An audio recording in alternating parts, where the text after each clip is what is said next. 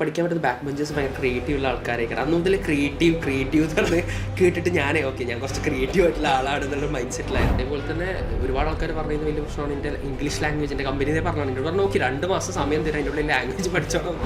സത്യം പറഞ്ഞാൽ ഞാൻ അവിടെ പോയതിന് ശേഷമാണ് എനിക്ക് മനസ്സിലായത് ക്രിയേറ്റീവ് ഡയറക്ടർ എന്താണ്, കോണ്ടന്റ് ഡയറക്ടർ എന്താണെന്ന്. ക്രിയേറ്റീവ് ഡയറക്ടർ എന്നുള്ള ഡെസിഗ്നേഷൻ ഞാൻ എൻ്റെ ലിങ്ക്ഡിനൊക്കെ മാറ്റി. ഞാൻ ക്രിയേറ്റീവ് ഡയറക്ടർ അല്ല. എനിക്ക് ഒരു പരിപാടി അറിയുന്നുണ്ട്, ഞാൻ പോയിട്ട് പറയാം എനിക്ക് ഈ പരിപാടി അറിയാം. മനസ്സിൽ നമ്മൾ സീറോയിലാണെങ്കിലും നമുക്കൊരു പരിപാടി അറിയാവുന്നതാണ്, പോയിട്ട് നമുക്ക് പറഞ്ഞു നമുക്ക് അവിടെ നിന്ന് കയറി വരാൻ പറ്റും. അപ്പോൾ at end it's not about the designation and salary, it's all about what skills നമുക്ക് എന്താ അറിയാന്നുള്ള ഇതിലാണ്. അപ്പോൾ വൺസ് എക്സിക്യൂട്ട് ചെയ്യുന്നത് ഫെയിലിന്ന് നമുക്ക് മനസ്സിലാവും ഓക്കെ ഇതാണ് കാരണം നമ്മൾ നോക്കാൻ കാരണം. അപ്പോൾ എഗെയിൻ ട്രൈ ചെയ്യണം. അപ്പോൾ അതാണ് എനിക്ക് മനസ്സിലായത്. യെസ്, അവിടെയുള്ള ഡിജിറ്റൽ മാർക്കറ്റേഴ്സിന് സാലറി എന്ന് പറയുമ്പോൾ ഒരു 1 lakhന്റെ മുകളിലൊക്കെയുള്ള സാലറി. ഇപ്പോൾ ഞാൻ നോക്കി ഇത് വലിയ സംഭവമാണ്. അപ്പോൾ അവിടുത്തെ പ്രൊഡക്ഷൻ മാനേജർ ആണെന്നുണ്ടെങ്കിലും അവിടുത്തെ അക്കൗണ്ട്സിന്റെ മാനേജർ ആണെന്നുണ്ടെങ്കിൽ ഇവരൊക്കെ നോക്കി ഇത് വലിയ പരിപാടി ഇത് പഠിച്ചോ എന്നൊക്കെ പറഞ്ഞപ്പോൾ ഞാൻ എനിക്ക് നോക്കി ഇത് പഠിക്കാം, ഇത് പഠിച്ചിട്ട് UK പോവും, അതാകുമ്പോൾ അവിടെ നിങ്ങൾക്ക് ഡ്രോപ്പ് ഷിപ്പിങ്ങോ വെറുതെലൊക്കെ ആയിട്ട് ചെയ്യാം, വരുമാനം ഉണ്ടാവും എന്നുള്ള കരുതി. ലൈഫിൽ അങ്ങനെ ഫെയിൽ ആവണ്ട, സംതിങ് പ്രൂവ് ചെയ്യണം എന്നതിനപ്പുറം ചുമ്മാ അങ്ങനെ ചിരിച്ചു മരിച്ചു പോവാന്നുള്ളതിനപ്പുറം എന്തെങ്കിലുമൊക്കെ ചെയ്യണം എന്നുണ്ടായിരുന്നു. So hi hello, welcome to one team Talks. ഇന്ന് എൻ്റെ കൂടെ ഉള്ളത് സുജ ആണ്. സുജ എന്നുള്ളത് വളരെ ഡിഫറെൻറ്റ് പേരാണെന്ന് എനിക്കറിയാം, ഞാൻ അധികം കേട്ടില്ല ആക്ച്വലി ഈ പേര്. സുജ വൺ ടീമിലെ ഡിജിറ്റൽ മാർക്കറ്റിംഗ് സ്റ്റുഡൻ്റ് ആയിരുന്നു. ഏതാണ്ട് ഒരു 3 വർഷം മുൻപ് 2022 സമയത്തായിരുന്നു പഠിച്ചതെന്ന് തോന്നുന്നു. അതിനുശേഷം ഇപ്പോൾ ഒരു ശ്രീലങ്കൻ ബേസ്ഡ് കമ്പനിയുടെ ക്രിയേറ്റീവ് ഡയറക്ടറായിട്ടാണ് സുജ വർക്ക് ചെയ്യുന്നത്. ഞങ്ങൾ വളരെ അഭിമാനത്തോടുകൂടി കാണുന്ന സ്റ്റുഡൻസ് ഒരാളാണ് സുജ. സുജയുടെ ജേർണി ഞങ്ങൾക്ക് എല്ലാവർക്കും പേഴ്സണലി അറിയാവുന്നതാണ്. സുജ എവിടെ നിന്നാണ് സ്റ്റാർട്ട് ചെയ്തത്, എങ്ങനെയാണ് ഗ്രോ ചെയ്തത്, ഇപ്പോൾ എവിടെ എത്തി നിൽക്കുന്നു എന്നുള്ളൊരു ധാരണ നമുക്ക് വളരെ വ്യക്തമായിട്ടുണ്ട്. അതിൽ നമ്മളെല്ലാവരും വളരെ പ്രൗഡുമാണ്. Suja, welcome to one team talks. Thank you. സുജയുടെ കാര്യത്തിലേക്ക് വരുമ്പോൾ, സുജ ആക്ച്വലി ഡിജിറ്റൽ മാർക്കറ്റിംഗ് പഠിക്കുന്നവരുടെ പലരുടെയും ഒരു വരുമാന മാർഗമായിട്ട് ഒരു ഫുൾ ടൈം ജോലി പലരും കാണുന്നുണ്ടെങ്കിലും അതോടൊപ്പം തന്നെ ഫ്രീലാൻസ് ആയിട്ട് വർക്ക് ചെയ്യുന്ന ഒരുപാട് ഡിജിറ്റൽ മാർക്കറ്റിലുണ്ട്. ആ ഫ്രീലാൻസ് ആയിട്ടൊരു കരിയർ എങ്ങനെ ബിൽഡ് ചെയ്യാം എന്നുള്ളതിൻ്റെ പെർഫെക്റ്റ് ആയിട്ടുള്ള എക്സാമ്പിളാണ് സുജ കരിയർ സ്റ്റാർട്ട് ചെയ്തത് അങ്ങനെയാണ്.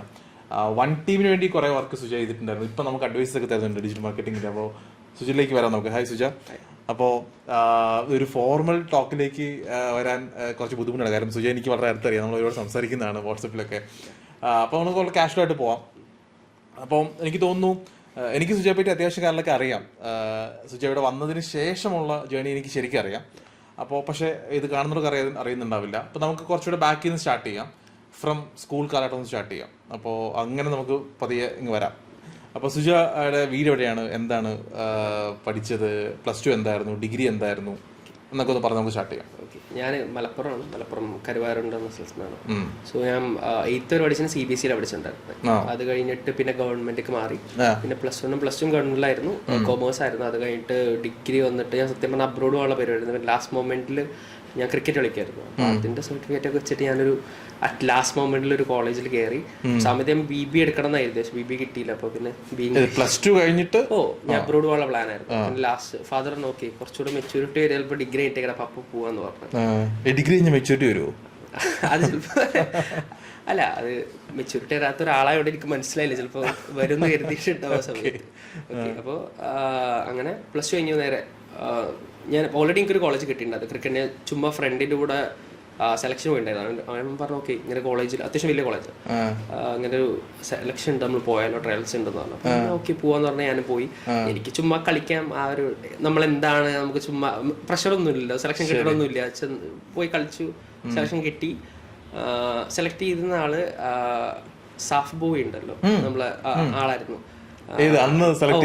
ജെംസ് കോളേജ് ഇന്നത്തെ സാഫ്ബോയ് ആയിട്ടില്ല.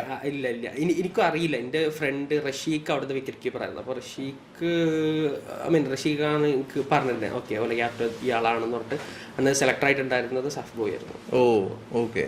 അപ്പോൾ അങ്ങനെ ക്രിക്കറ്റ് ഭയങ്കര പാഷനായിരുന്നു ഇപ്പോഴും അല്ലേ? അതെ. ഇപ്പോൾ സമയം കിട്ടുമ്പോൾ കളിക്കും.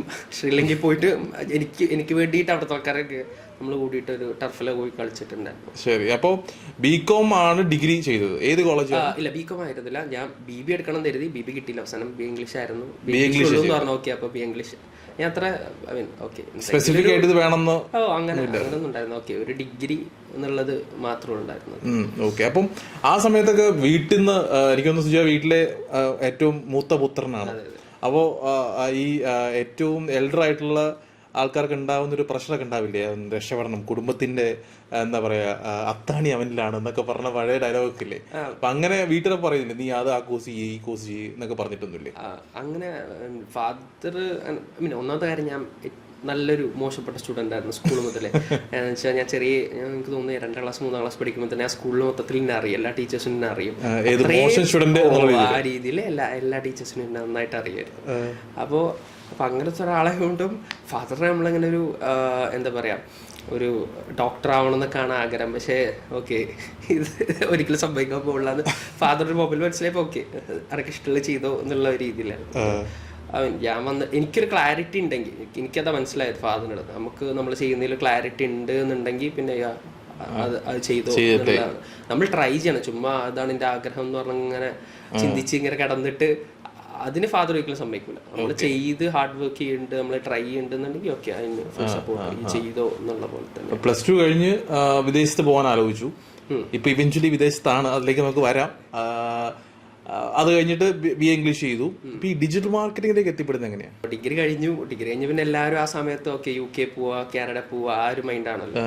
അപ്പോൾ ഡിഗ്രി കഴിഞ്ഞപ്പോൾ എനിക്ക് മനസ്സിലായത് ഓക്കെ എനിക്ക് പഠിക്കാൻ പറ്റും. എൻ്റെ ഒരു ഫ്രണ്ട് ഉണ്ടായിരുന്നു കോളേജിൽ, അപ്പോൾ ആള് എന്താ ഇപ്പോൾ എല്ലാ എക്സാമിനും എനിക്ക് തലേന്ന് ഓടി അയച്ചിരും, ഈ ചാപ്റ്റർ ഇതാണെന്ന് പറഞ്ഞിട്ട് ഓടി അയച്ച് എക്സ്പ്ലെയിൻ ചെയ്തിട്ട് ഞാനത് എക്സാമിന് കുറച്ച് മുന്നേ ചിലപ്പോൾ രാവിലെ ഇരുന്ന് കേൾക്കും, അല്ലെങ്കിൽ രാത്രി ഇത് കേട്ടിട്ട് നൈറ്റ് ഒരു നോട്ട് ഉണ്ടാക്കും, മെഗ നോട്ട് ആയിട്ട്. എന്നിട്ട് പോയിട്ട് എനിക്കറിയുന്നത് ഞാൻ എൻ്റെ രീതിയിൽ എക്സാം എഴുതും. ഞാൻ എല്ലാ വിഷയവും പാസ്സായി, എനിക്കൊരു സപ്ലൈ പോലും ഉണ്ടായിരുന്നില്ല. ഞാൻ അത്രയും മോശപ്പെട്ട സ്റ്റുഡൻ്റ് ആയിരുന്നു ഞാൻ പഠിക്കുന്ന സമയത്തൊക്കെ. അപ്പോൾ അതിന്ന് ഇങ്ങനെ മാറ്റം വന്നപ്പോൾ എനിക്ക് തോന്നി ഓക്കെ പഠിക്കണം, കാരണം അടുത്ത സ്റ്റെപ്പ് എന്താ പറ്റും നമ്മളോട് പറ്റും തോന്നി. പിന്നെ എനിക്കങ്ങനെ ലൈഫിൽ അങ്ങനെ ഫെയിൽ ആവണ്ട, സംതിങ് പ്രൂവ് ചെയ്യണം എന്നതിനപ്പുറം ചുമ്മാ അങ്ങനെ ചിരിച്ചു മരിച്ചു പോവാന്നുള്ളതിനപ്പുറം എന്തെങ്കിലുമൊക്കെ ചെയ്യണം എന്നുണ്ടായിരുന്നു. സോ അപ്പൊ അടുത്ത സ്റ്റെപ്പ് എന്താണോ അത് സ്ട്രോങ് ആവണം, അതായിരിക്കും പിന്നെ ലൈഫ് ലോങ് പോകുന്നത്. അപ്പൊ ഞാനൊരു 1 year ബ്രേക്ക് എടുത്തു. ഓക്കെ, അപ്പൊ ശരിക്കും മെച്ചൂരിറ്റി വന്നായിരുന്നു തോന്നുന്നു അല്ലേ? വന്നിട്ടുണ്ടാവുമായിരിക്കും. കാരണം ഇങ്ങനെയൊക്കെ ചിന്തിക്കണം എന്നുണ്ടെങ്കിൽ ഇതൊക്കെയാണല്ലോ ബേസിക്കലി ഒരു മെച്ചൂരിറ്റി എന്ന് പറയണേ. അപ്പൊ അങ്ങനെയാണ് അല്ലേ കോഴ്സിന് എന്തെങ്കിലും പഠിക്കുമ്പോൾ ഇനി അത് ലൈഫ് ചേഞ്ച് ചെയ്യാനുള്ള ഒരു സംഭവമായിരിക്കും എന്ന്. അതെ, അത്രത്തോളം പഠിക്കാത്ത ഒരാളായിരുന്നു, ബാക്ക് ബെഞ്ചർ ആയിരുന്നു. അപ്പോൾ അതുകൊണ്ട് 2 തരം സ്റ്റുഡൻസ് ഉണ്ടാവും. ഒന്ന് പഠിക്കുന്ന ആൾക്കാർ ഭയങ്കര ബുദ്ധിയുള്ള പിള്ളേർ, അല്ലാത്ത ആൾക്കാർ എവിടെയോ ഒരു നമ്മൾ സ്കൂൾ പഠിക്കുന്ന സമയത്ത് ആരും വന്നിട്ട് പറഞ്ഞിട്ടുണ്ടായിരുന്നു ഈ പഠിക്കാൻ പറ്റുന്ന ബാക്ക് ബെഞ്ചേഴ്സ് ഭയങ്കര ക്രിയേറ്റീവ് ഉള്ള ആൾക്കാരൊക്കെ. അന്ന് മുതൽ ക്രിയേറ്റീവ് എന്ന് പറഞ്ഞ് കേട്ടിട്ട് ഞാൻ കുറച്ച് ക്രിയേറ്റീവ് ആയിട്ടുള്ള ആളാണ് എന്നുള്ള മൈൻഡ് സെറ്റിലായിരുന്നു, ബാക്ക് ബെഞ്ചർ ആയതുകൊണ്ട്. അപ്പോൾ എന്താണെന്ന് വെച്ച് കഴിഞ്ഞാൽ നമ്മൾ ഡിഗ്രി കഴിഞ്ഞിട്ട് അബ്രോഡ് പോവാന്നുള്ളൊരു പരിപാടി വന്നപ്പോഴേ എല്ലാവരും ഓക്കെ ഞാൻ ഇന്ന കോഴ്സ് എടുക്കുന്നത് ഈ യൂണിവേഴ്സിറ്റിയാണ്, അറ്റ്ലീസ്റ്റ് അതൊന്നും ഇല്ലാത്തൊരു പാർട്ട് ടൈം ചെയ്തിട്ട് കുറേ പൈസ ഉണ്ടാക്കണം, നാട്ടിൽ വരണം, അങ്ങനെ ഒരു ഐഡിയ എങ്കിലും ഉണ്ടാവും. എനിക്ക് അങ്ങനത്തെ ഒരു ഐഡിയ ഇല്ല. സോ എനിക്ക് അങ്ങനെ ഒരു ക്ലാരിറ്റി ഇല്ലാതെ പോകണ്ട എന്നുള്ളായിരുന്നു ആ സമയത്ത്. എന്തെങ്കിലും ഒരു ക്ലാരിറ്റി വരും. എനിക്ക് ഫിലിം ഭയങ്കര ഇഷ്ടമാണ്, ഫിലിം ചെയ്യണം. എനിക്ക് ഡിഗ്രി പഠിക്കുന്ന സമയത്ത് തന്നെ ഫിലിം ചെയ്യണം ഭയങ്കര ആഗ്രഹമാണ്. അപ്പോൾ ഞാനിവിടെ കൊച്ചിയിൽ വീക്കെൻഡ് ക്ലാസ് ഉണ്ടോ എന്നൊക്കെ നോക്കിയിട്ടുണ്ടായിരുന്നു. വീക്കെൻഡ് ക്ലാസ് എന്നൊക്കെ പറഞ്ഞാൽ ഞാൻ വെള്ളിയാഴ്ച ക്ലാസ് കഴിഞ്ഞ് അവിടെ നിന്ന് രാത്രി ട്രെയിൻ കയറി അങ്ങനെ പ്ലാൻ ചെയ്തു. രാത്രി ട്രെയിൻ കോളേജ് പഠിക്കുന്ന സമയത്ത് ഞാൻ മലപ്പുറത്ത് കോളേജ് പഠിക്കുന്ന സമയത്ത്, പെരുന്നോളം പഠിക്കുന്ന സമയത്ത് വൈകുന്നേരം ക്ലാസ് കഴിഞ്ഞ് ഇവിടെ വന്ന് 2 ദിവസം ക്ലാസ് അറ്റൻഡ് ചെയ്ത് പിറ്റേ ദിവസം രാവിലെ കോളേജ് എത്തുന്ന ഇതിലൊക്കെ ചെയ്താലോ എന്ന് കരുതി കോഴ്സൊക്കെ അന്വേഷിച്ച് ഫാദർമാർ നോക്കി എനിക്ക് താല്പര്യം ചെയ്തോ എന്നൊക്കെ പറഞ്ഞ് അങ്ങനെയൊക്കെ ഉണ്ടായിരുന്നു. പക്ഷെ പിന്നെ കൊറോണ വന്നു, ആകെ മാറി. കൊറോണ സമയത്ത് ഒരു ചുമ്മാ ഒരു ഷോർട്ട് ഫിലിം ഒക്കെ ചെയ്തിട്ടുണ്ടായിരുന്നു. പിന്നെ ഷോർട്ട് ഫിലിം ഒക്കെ ചെയ്ത് ആ ഒരു എക്സ്പീരിയൻസ് ഭയങ്കര ഇഷ്ടമാണ് ഫിലിം ചെയ്യാൻ. അപ്പോൾ അബ്രോഡ് പോകാന്ന് പറഞ്ഞപ്പോഴേ എനിക്ക് ഉണ്ടായിരുന്ന കാര്യം ഓക്കെ ഒരു സ്കില്ല് പഠിക്കുക. വൺസ് എനിക്ക് വീഡിയോ എഡിറ്റിംഗ് അറിയാമെന്നുണ്ടെങ്കിൽ ഞാൻ അവിടെ പോയി കഴിഞ്ഞാൽ എനിക്കൊരു ഷോർട്ട് ഫിലിം ചെയ്യാം, എനിക്കൊരു ഫിലിം ചെയ്യാം, എനിക്ക് ചെയ്താൽ മതി, അത്രേ ഉള്ളൂ. നമുക്കുള്ളൊരു ഐഡിയ അത് ചെയ്യുക, അത് ഭയങ്കര വലിയൊരു ഇതായിട്ട് ചെയ്യണമെന്നുണ്ടല്ല, നമുക്ക് ഇഷ്ടപ്പെടുന്നത് ചെയ്യുക, അത്രേ ഉണ്ടായിരുന്നു. അപ്പോൾ അതിനൊരു വീഡിയോ എഡിറ്റിംഗ് പഠിക്കണം എന്നുണ്ടായിരുന്നു. അപ്പോൾ അങ്ങനെ നിൽക്കുന്ന സമയത്താണ് നമ്മുടെ നൈബർ വന്നിട്ട് ആള് UK ബിസിനസ് ചെയ്യുന്ന ഒരാളാണ്. ചൈനയിൽ നിന്ന് പ്രൊഡക്ട്സ് എടുത്തിട്ട് നമ്മൾ ഈ കുക്കർ, തവ, അങ്ങനത്തെ സംഭവങ്ങളൊക്കെ. അപ്പോൾ കൊറോണയ്ക്ക് ശേഷം ചൈനമാർക്ക് എന്നവർക്ക് പ്രൊഡക്റ്റ് എടുക്കാൻ പറ്റാത്തതുകൊണ്ട് അവർ എന്ത് ചെയ്തു, സ്വന്തമായിട്ട് കോയമ്പത്തൂർ ഒരു ഫാക്ടറി സ്റ്റാർട്ട് ചെയ്തു. അപ്പോൾ ആ സമയത്ത് ഞാൻ പറഞ്ഞു ഓക്കെ ഇന്ന് എന്തായാലും കൊച്ചി കുറച്ച് കാലം എക്സ്പ്ലോർ ചെയ്തു. ഞാൻ ഓൾറെഡി കൊച്ചിയിലൊക്കെ വന്നിട്ടുണ്ടായിരുന്നു. +2 ഒക്കെ പഠിക്കുന്ന സമയത്ത് ഞാൻ ഓൾറെഡി ഒരു ക്രിക്കറ്റ് ക്ലബ്ബിൽ കളിക്കുന്നുണ്ട്. അപ്പോൾ എൻ്റെ കൂടെ കളിക്കുന്ന ആൾക്കാർക്ക് എൻ്റെ ഏജുള്ള ആൾക്കാരാണ്. അപ്പോൾ ഓൾറെഡി ഞാൻ ആ ഒരു അത്രയും ഏജുള്ള ആൾക്കാരുടെ ഇടയിലാകുമ്പോൾ ഞാൻ ഇവിടെ +2 കഴിഞ്ഞിട്ട് ഞാൻ ഇവിടെ 1 മാസം കൊച്ചിയിലുണ്ടായിരുന്നു. ചുമ്മാ അവരുടെ കൂടെ സൊമാറ്റോ ഇടുക എന്നൊക്കെ പറഞ്ഞിട്ട്. കൊറോണ കാലത്ത് ഇവിടെ വന്ന് സൊമാറ്റോ ഓടിയിട്ടുണ്ട്. അപ്പോൾ കൊച്ചി വരാന്നുള്ളൊരു ഫണ്ണാണ്. അപ്പോൾ ഓക്കെ, അപ്പോൾ IELTS പഠിക്കാൻ ബാംഗ്ലൂർ പോകാന്ന് പറഞ്ഞു. അപ്പോൾ ഇവരുടെ ഓഫീസ് അവിടെ ആയിരുന്നു, ഈ UK ടീമിൻ്റെ. അപ്പോൾ അവിടെ കുറച്ച് പേരുണ്ട്, അവരുടെ ടീം മെമ്പേഴ്സ് ഉണ്ട്, ഡിജിറ്റൽ മാർക്കറ്റേഴ്സ് ഉണ്ട്. അപ്പോൾ ഇവരാണ് അപ്പോൾ അവിടുത്തെ UK പോകണം തന്നെ നമുക്ക് IELTS ആവശ്യമില്ല. അപ്പോൾ എന്നാൽ ലാംഗ്വേജ് ബെറ്റർ ആവണം എന്നുള്ളതായിരുന്നു. അപ്പോൾ അവർ പറഞ്ഞു ഓക്കെ എന്നാൽ നമ്മൾ കോയമ്പത്തൂർ ഓഫീസ് സ്റ്റാർട്ട് ചെയ്യേണ്ട ഡിജിറ്റൽ മാർക്കറ്റിംഗ് ടീം മൊത്തം ഇവിടെ വരുന്നത്. അപ്പോൾ അവൻ ഇങ്ങോട്ട് പറഞ്ഞു വിട്ടാൽ മതി, നമുക്ക് ഇവിടുന്ന് ഒരു ട്രെയിൻ ചെയ്തോളൂ, പിന്നെ ഒരു കോഴ്സ് അത് പഠിക്കാമല്ലോ. പിന്നെ അവർ കരുതി വീഡിയോ എഡിറ്റിംഗ് എന്ന് പറഞ്ഞാൽ ഗ്രാഫിക് ഡിസൈനിങ് ആണ് കരുതി. അപ്പോൾ ഞാൻ വീഡിയോ എഡിറ്റിംഗ് പഠിക്കണമെന്ന് ആഗ്രഹമുള്ള ഒരാളാണപ്പോൾ ഒരു ഗ്രാഫിക് ഡിസൈനർ, അവർക്ക് ഓൾറെഡി ഒരു ഗ്രാഫിക് ഡിസൈനർ ഉണ്ടെങ്കിൽ നല്ലതെന്നുള്ളത്. അയാളെ പോയി കുറച്ച് മാസം നിന്നു. അതായത് അവിടെയാണ് ഈ ഡിജിറ്റൽ മാർക്കറ്റിംഗ് എന്നുള്ള ടേം ആദ്യം കേട്ടു. യെസ്, അവിടെയുള്ള ഡിജിറ്റൽ മാർക്കറ്റേഴ്സിന്റെ സാലറി എന്ന് പറയുമ്പോൾ ഒരു 1 lakhന്റെ മുകളിലൊക്കെ ഉള്ള സാലറി. അപ്പോൾ ഞാൻ നോക്കിയത് വലിയ സംഭവമാണ്. അപ്പോൾ അവിടുത്തെ പ്രൊഡക്ഷൻ മാനേജർ ആണെന്നുണ്ടെങ്കിലും അവിടുത്തെ അക്കൗണ്ട്സിന്റെ മാനേജർ ആണെന്നുണ്ടെങ്കിൽ ഇവരൊക്കെ നമ്മളോട് ഓക്കെ ഇത് വലിയ പരിപാടി, ഇത് ഈ പഠിച്ചോ എന്നൊക്കെ പറഞ്ഞപ്പോൾ ഞാൻ നോക്കി ഇത് പഠിക്കാം, ഇത് പഠിച്ചിട്ട് UK പോവാം, അതാകുമ്പോൾ അവിടെ നിങ്ങൾക്ക് ഡ്രോപ്പ് ഷിപ്പിങ്ങോ വെറുതെ ആയിട്ട് ചെയ്യാം, വരുമാനം ഉണ്ടാവും എന്നുള്ള കരുതി ഓക്കെ എന്ന് കരുതി ഞാൻ പഠിക്കാൻ വേണ്ടിയിട്ടാണ് കൊച്ചിയിൽ വരണേ. കൊച്ചിയിൽ വന്നിട്ട് ഞാൻ ഏകദേശം ഇവിടുത്തെ എല്ലാ ഇൻസ്റ്റിറ്റ്യൂട്ടും പോയി, ഫ്രണ്ടിനെ കൂട്ടിയിട്ട് എല്ലാ ഇൻസ്റ്റിറ്റ്യൂട്ടും പോയി. ഓക്കെ അതെ, ബൈക്ക് എടുക്കും. ഒരു ദിവസം വന്നിട്ട് ഫുള്ള് കറങ്ങിയിട്ട് ഞാൻ രാത്രി എൻ്റെ ഒരു ഫ്രണ്ട് ഉണ്ട് മിന്നാസ് എന്ന് പറഞ്ഞിട്ട്, അപ്പോൾ ആളെ കണ്ടു ഞാൻ അവിടെ കോഴ്സ് എടുക്കാൻ വേണ്ടി വന്നിരുന്നത്. പിന്നെ ഇവിടെ ഞാൻ അവിടെ ലുലുണ്ട്, ഞാൻ പറഞ്ഞു ഞാൻ ലുലുണ്ട് പോയി മീറ്റ് ചെയ്തു. പിന്നെ പറഞ്ഞു എൻ്റെ ഒരു കസിൻ ഉണ്ട് 1 ടീമിലാണ് പഠിപ്പിക്കുന്നത്, ഒന്ന് കോൺടാക്ട് ചെയ്ത് നോക്കാറുണ്ട്, നസീബാണ് എനിക്ക് നമ്പർ തന്നു. ഞാൻ വിളിച്ചു നോക്കി. പിന്നെ പറഞ്ഞു ഓക്കെ ഞാൻ ഇവിടെ പഠിപ്പിക്കുന്നത് ഇങ്ങനെ കാര്യങ്ങളൊക്കെ പറഞ്ഞത്. എന്നോട് പറഞ്ഞൊരു കാര്യം വെച്ചാൽ ഓക്കെ ഒരു കാര്യം 100% ഉറപ്പാണ്, എനിക്ക് പ്ലേസ്മെന്റ് ഉറപ്പേ, കാരണം പ്ലേസ്മെന്റ് ഒക്കെ കിട്ടും. ഞാൻ എന്നെ പഠിപ്പിക്കണത് നമുക്ക് ഓൾറെഡി ഒരു ഗ്രൂപ്പ് ഉണ്ട്, മൂപ്പര ഇവിടെ തന്നെ പഠിച്ചാണ് എന്നൊക്കെ പറഞ്ഞു. ഞാൻ പറഞ്ഞു ഓക്കെ. അപ്പോഴും എനിക്ക് ഓക്കെ പഠിച്ചാൽ മതി, അല്ലാതെ പ്ലേസ്ഡ് ആവണം എന്നൊരു ഐഡിയ ഒന്നും ഉണ്ടായിരുന്നില്ല. പക്ഷെ പ്ലേസ്ഡ് ആവുമെന്ന് കേട്ടപ്പോൾ എനിക്ക് ഓക്കെ എന്നാൽ പിന്നെ കുറച്ചാലൊരു നല്ലൊരു കമ്പനിയിൽ ജോയിൻ ചെയ്ത് എങ്ങനെ ഉണ്ടാവും എന്നൊന്ന് അറിയാം പോകുന്നതിന് മുന്നേ നിർത്തിയിട്ട് ഞാൻ എന്ത് ചെയ്തു ഓക്കെ അപ്പോൾ അതെനിക്ക് ഇഷ്ടപ്പെട്ടു, ആ പ്ലേസ്മെന്റ് എന്ന് പറഞ്ഞപ്പോൾ. അപ്പോൾ നേരെ വന്നു ജോയിൻ ചെയ്തു. അപ്പോഴും എനിക്ക് തോന്നുന്നത് ഈ ക്ലാരിറ്റി ഒക്കെ ശരിക്കും മനസ്സിലായി വരുന്നുള്ളൂ അല്ലേ? അതായത് ജോലി വേണോ അതോ പുറത്ത് പോകണോ, ആ സമയത്ത് ഒരു കൺഫ്യൂഷൻ ഉള്ള ചെയ്യില്ല ആ ഒരു പ്രായം എന്ന് പറയുന്നത്. ശരിക്കും ആ സമയത്ത് എന്തായിരുന്നു, സിനിമ ഇഷ്ടമുണ്ടോ ഇടയ്ക്ക്? ഫിലിം ഇഷ്ടമാണ്, അത് ഇപ്പോഴും ഇഷ്ടമാണ്. പക്ഷെ അങ്ങനെ ഇപ്പൊ എല്ലാ ആൾക്കാരും ഫിലിമിന്റെ പുറത്ത് ഓക്കെ ചെയ്യണം എന്ന് പറഞ്ഞു എനിക്ക് നല്ലൊരു കഥ ഉണ്ടെങ്കിൽ അതേ ഷോർട്ട് ഫിലിം ആയിട്ട് ചെയ്യാൻ ഞാൻ ഹാപ്പിയാണ്. അപ്പൊ അങ്ങനെ ചെയ്യാൻ എനിക്ക് താല്പര്യമുള്ളൂ. അല്ല, ആ ഒരു കൺഫ്യൂഷൻ ഒക്കെ ക്ലിയർ ചെയ്ത് വരുന്നത് ഈ സമയത്തൊക്കെയാണ് അല്ലേ? അതായത് ഓക്കെ ഒരു ജോലി കിട്ടണം എന്ന് തോന്നി, ഓക്കെ ഇതാണെന്ന് ചിന്തിച്ച് മനസ്സിലായതല്ലേ. ഞാൻ ചില പ്രോസസ്സിൽ കൂടെ പോകുമ്പോൾ അതിന്റെ റിസൾട്ട് ആയിട്ട് വന്നതാണ്.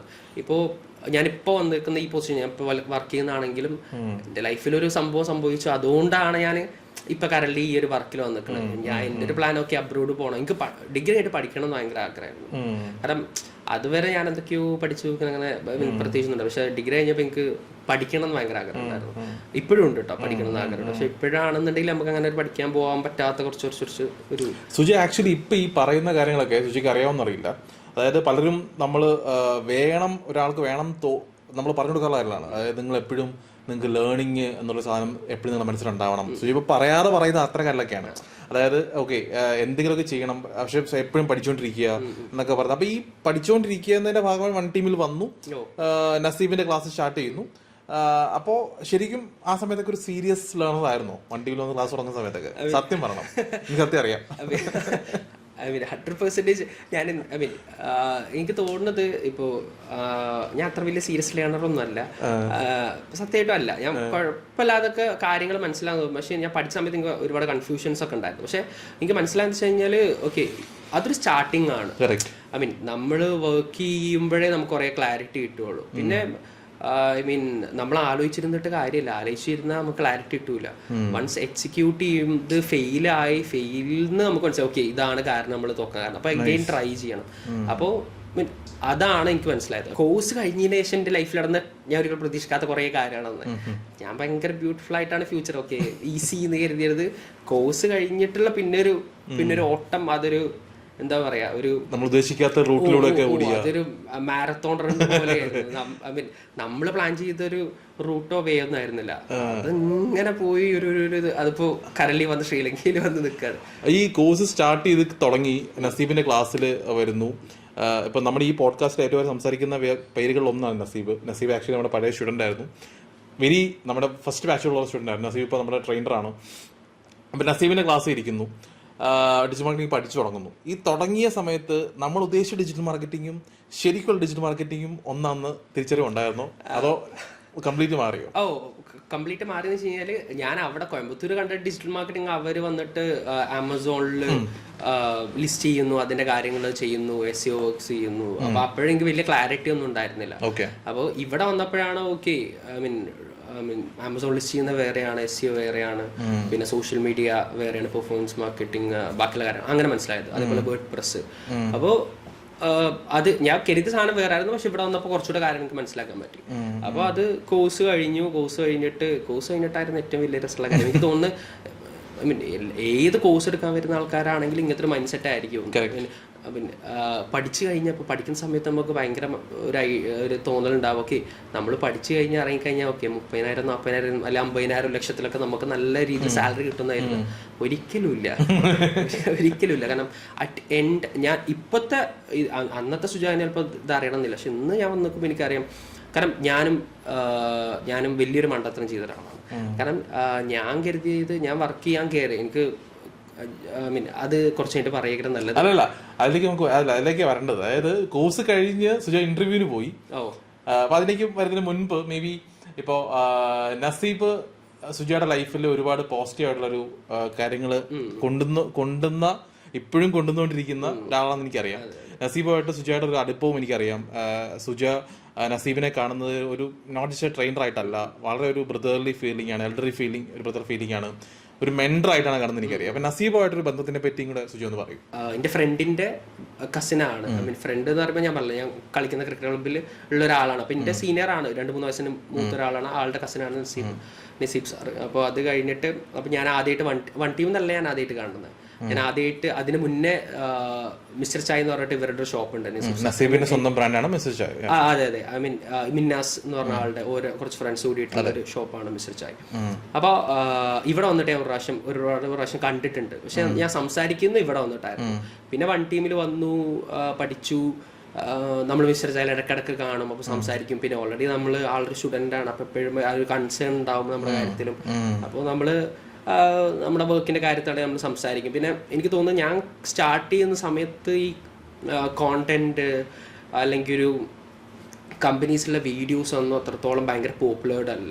ആൾക്കാർ എന്തിനാ വീഡിയോസ് ചെയ്യുന്നൊന്നും അത്ര ഐഡിയ ഇല്ലാത്ത സമയമാണ്. 4 വർഷം മുന്നത്തെ കാര്യം. അതെ, 3 വർഷത്തെ മുന്നേ.